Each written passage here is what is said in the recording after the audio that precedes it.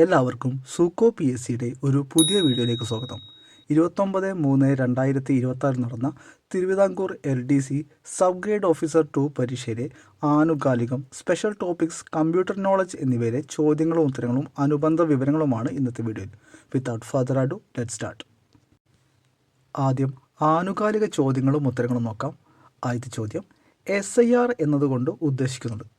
ഇതിൻ്റെ ഉത്തരം option A, സമഗ്ര വോട്ടർ പട്ടിക പരിഷ്കരണമാണ്. വോട്ടർ പട്ടിക പുതുക്കുന്നതിനായി തിരഞ്ഞെടുപ്പ് കമ്മീഷൻ നടത്തുന്ന പ്രത്യേക പ്രക്രിയയാണ് സ്പെഷ്യൽ ഇൻറ്റൻസീവ് റിവിഷൻ അഥവാ SIR. വോട്ടർമാരുടെ പേര് ചേർക്കുന്നതിനും തിരുത്തുന്നതിനും ഒഴിവാക്കുന്നതിനും ഈ കാലയളവിൽ അവസരമുണ്ടാകും. 1952 ആദ്യമായി SIR നടന്നത്. ഇതുവരെ 13 തവണ ഇന്ത്യയിൽ SIR നടപ്പിലാക്കിയിട്ടുണ്ട്. ജ്ഞാനേഷ് കുമാറാണ് നിലവിലെ ചീഫ് ഇലക്ഷൻ കമ്മീഷണർ. അടുത്തത്, ഇലക്ഷൻ കമ്മീഷന്റെ സമഗ്ര വോട്ടർ പട്ടിക പരിഷ്കരണത്തിനെതിരെ 2026 ഫെബ്രുവരിയിൽ സുപ്രീം കോടതിയിൽ വക്കീൽ വേഷത്തിൽ ഹാജരായി വാദിച്ച മുഖ്യമന്ത്രി ആര്?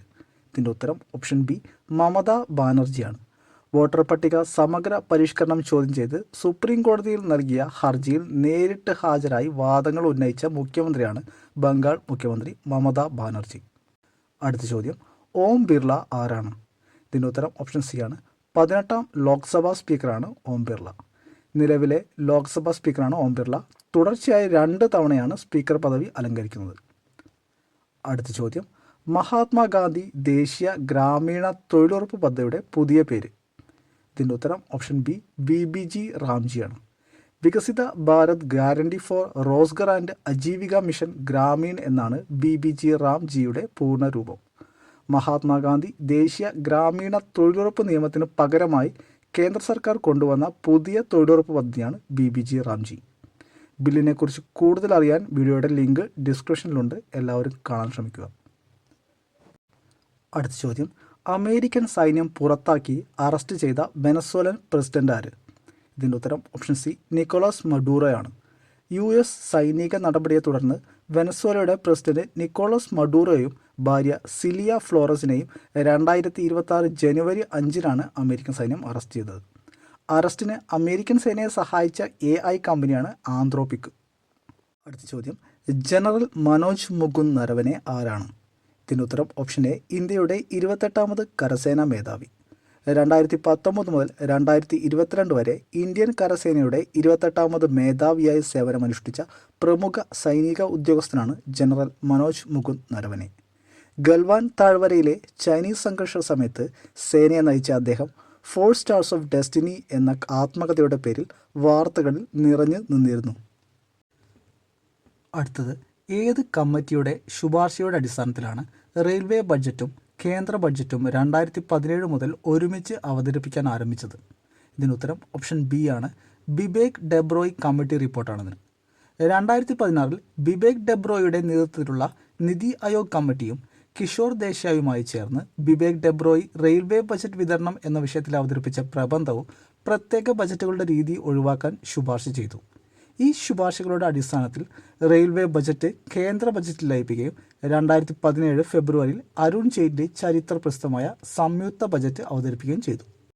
അടുത്ത ചോദ്യം, VS അച്യുതാനന്ദന് 2026 ശുപാർശ ചെയ്യപ്പെട്ട പത്മ പുരസ്കാരം ഏതാണ്? ഇതിൻ്റെ ഉത്തരം ഓപ്ഷൻ സി, പത്മ വിഭൂഷണാണ്. മരണാനന്തര ബഹുമതിയായാണ് മുൻ കേരള മുഖ്യമന്ത്രി വേലിക്കത്ത് ശങ്കരൻ അച്യുതാനന്ദൻ എന്ന ശ്രീ VS അച്യുതാനന്ദന് പത്മവിഭൂഷൺ നൽകാൻ തീരുമാനിച്ചത്. എന്നാൽ പത്മവിഭൂഷൺ സ്വീകരിക്കില്ലെന്ന് ശ്രീ VS അച്യുതാനന്ദൻ്റെ കുടുംബം പറഞ്ഞിട്ടുണ്ട്. 2025 ജൂലൈ 21-നാണ് VS മരണമടഞ്ഞത്. പത്മ പുരസ്കാരങ്ങളെക്കുറിച്ച് വിശദമായ വീഡിയോ ഡിസ്ക്രിപ്ഷനിലുണ്ട്, വീഡിയോ കാണാൻ എല്ലാവരും ശ്രമിക്കുക. അടുത്ത ചോദ്യം, അവാമി ലീഗ് എന്ന ബംഗ്ലാദേശ് പാർട്ടിയുടെ പ്രധാന നേതാവ് ആരാണ്? ഇതിനുത്തരം ഓപ്ഷൻ ഡി, ഷെയ്ഖ് ഹസീന. ബംഗ്ലാദേശ് അവാമി ലീഗ് പാർട്ടിയുടെ പ്രധാന നേതാവായിരുന്നു മുൻ ബംഗ്ലാദേശ് പ്രധാനമന്ത്രി ഷെയ്ഖ് ഹസീന. 2026 നടന്ന ജൂലൈ വിപ്ലവം എന്നറിയപ്പെട്ട വിദ്യാർത്ഥി പ്രക്ഷോഭമാണ് ഷെയ്ഖ് ഹസീനയ്ക്ക് പദവിയും തുടർന്ന് രാജ്യവും വിടേണ്ടി വന്നത്. ഷെയ്ഖ് ഹസീനയ്ക്ക് അന്താരാഷ്ട്ര കുറ്റകൃത്യ ട്രിബ്യൂണൽ വധശിക്ഷയും പ്രഖ്യാപിച്ചിട്ടുണ്ട്. നിലവിൽ താരിഖ് റഹ്മാനാണ് ബംഗ്ലാദേശ് പ്രധാനമന്ത്രി. ഇനി കമ്പ്യൂട്ടർ നോളജ് ഭാഗത്തുനിന്നുള്ള ചോദ്യങ്ങൾ നോക്കാം. ഒരു നിബിൾ എത്ര ബിറ്റുകൾ ചേർന്നാണ്? ഇതിൻ്റെ ഉത്തരം ഓപ്ഷൻ ഡി, 4. ഈ ചോദ്യം നമ്മൾ PYQ ക്ലാസ്സിൽ ഡിസ്കസ് ചെയ്തിട്ടുണ്ട്. എല്ലാവരും ഇത് കറക്റ്റാക്കിയെന്നാണ് കരുതുന്നത്. അടുത്ത ചോദ്യം, പ്രധാന മെമ്മറിക്കും അഥവാ മെയിൻ മെമ്മറിക്കും സെൻട്രൽ പ്രോസസ്സിംഗ് യൂണിറ്റ് അഥവാ CPU ഇടയിലുള്ള ഹൈ സ്പീഡ് മെമ്മറിയാണ് ചോദിച്ചിട്ടുള്ളത്. ഇതിൻ്റെ ഉത്തരം ഓപ്ഷൻ ബി ക്യാഷ് മെമ്മറിയാണ്. അടുത്ത ചോദ്യം, താഴെ പറയുന്നവയിൽ ഓപ്പൺ സോഴ്സ് ഓപ്പറേറ്റിംഗ് സിസ്റ്റം ഏതാണ്? ഇതിൻ്റെ ഉത്തരം ഓപ്ഷൻ എ ലിനക്സ് ആണ്. ഈ ചോദ്യം നമ്മൾ PYQ ക്ലാസ്സിൽ ഡിസ്കസ് ചെയ്തിട്ടുണ്ട്. എല്ലാവരും ഇതും കറക്റ്റാക്കിയെന്ന് ഞാൻ കരുതുന്നു.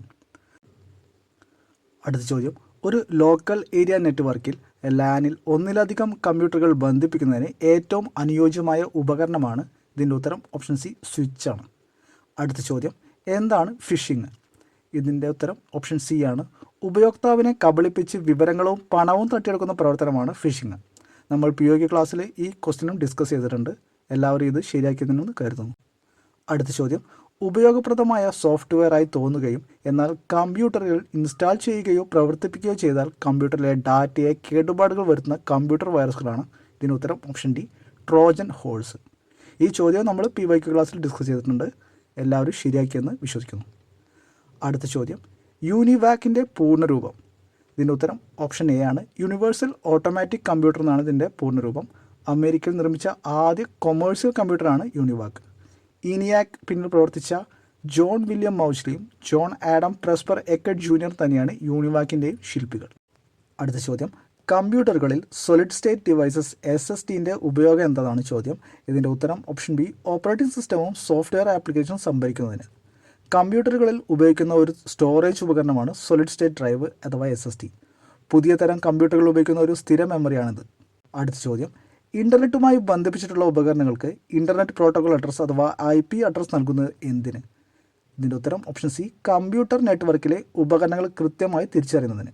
ഈ ചോദ്യം നമ്മൾ PYQ ക്ലാസ്സിൽ ഡിസ്കസ് ചെയ്തിട്ടുണ്ട്. അടുത്ത ചോദ്യം, താഴെ പറയുന്നവയിൽ ഡാറ്റാബേസ് സോഫ്റ്റ്വെയർ ഏതാണ്? ഇതിൻ്റെ ഉത്തരം ഓപ്ഷൻ ഡി മൈക്രോസോഫ്റ്റ് ആക്സസ് ആണ്. മൈക്രോസോഫ്റ്റ് സ്യൂട്ട് എന്താണ് തുടങ്ങിയ വിവരങ്ങൾ നൽകിയ നമ്മുടെ PYQ ക്ലാസ്സിൽ എന്താണ് മൈക്രോസോഫ്റ്റ് ആക്സസ് എന്ന് നമ്മൾ വിശദീകരിച്ചിട്ടുണ്ട്. ഈ ചോദ്യവും എല്ലാവരും കിട്ടിയെന്ന് കരുതുന്നു.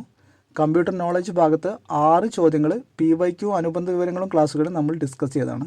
എല്ലാവർക്കും ഈ ചോദ്യങ്ങൾ ശരിയാക്കാൻ പറ്റുമോ എന്നുള്ളത് കമൻറ്റ് ചെയ്യുക. ഇനി സ്പെഷ്യൽ ടോപ്പിക് ചോദ്യങ്ങൾ കൂടി നോക്കാം. തിരുവനന്തപുരം ശ്രീ പത്മനാഭസ്വാമി ക്ഷേത്രത്തിൽ ചന്ദ്രവളയം ഉപയോഗിച്ച് പാടുന്ന കാവ്യം ഏതാണ്? ഇതിൻ്റെ ഉത്തരം ഓപ്ഷൻ എ രാമകഥാപാട്ടാണ്.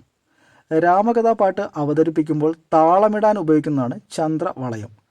ഭഗവാൻ ശ്രീരാമൻ്റെ കഥ നാടൻപാട്ട് രൂപത്തിൽ ചൊല്ലി അവതരിപ്പിക്കുന്ന വാമൊഴി കലാരൂപമാണ് രാമകഥാപാട്ട്.